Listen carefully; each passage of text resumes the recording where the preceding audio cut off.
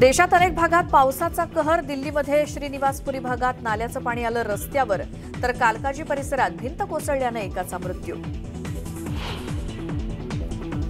जम्मू काश्मीरच्या रामबनमध्ये राष्ट्रीय महामार्गावरती कोंडी, तर खराब हवामानामुळे अमरनाथ यात्रा स्थगित। गुजरात आणि बिहारमध्ये पूरस्थिती निर्माण।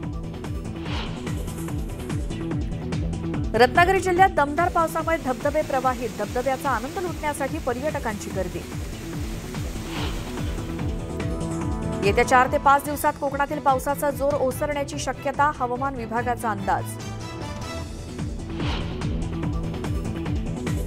आवक कमी झाल्यानं भाज्यांच्या दरात वाढ, तर टोमॅटो प्रति किलो 150 रुपयांवर। गृहिणींचं बजेट कोलमडलं।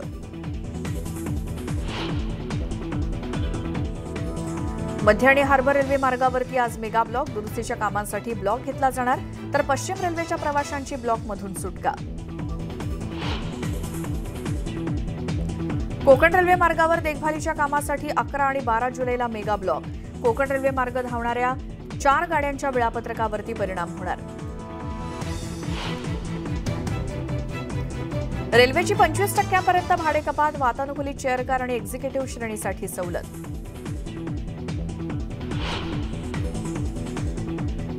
उरण लोकल आणि नवदिघा स्थानक 10 दिवसात सुरू होणार। रेल्वे राज्यमंत्री रावसाहेब दानवेंची घोषणा।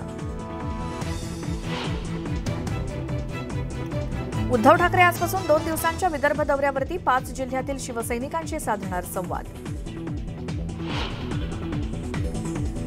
येवल्यातल्या जाहीर सभेतून केलेल्या शरद पवारांच्या टीकेला भुजबळ देणार प्रत्युत्तर। येवला मतदारसंघाचाही करणार दौरा। मंत्रिपदाची शपथ घेतल्यानंतर प्रथमच दिलीप वळसे पाटील आंबेगाव मतदारसंघात जाहीर सभा घेऊन साधणार कार्यकर्त्यांशी संवाद। आषाढी यात्रेदरम्यान विठुरायाच्या चरणी भाविकांचं भरभरून दान। तब्बल 6,27 लाखांचं मिळालं उत्पन्न।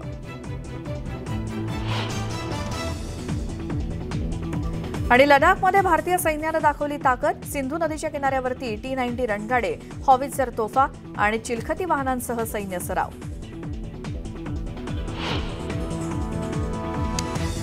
आणि आता पाहूयात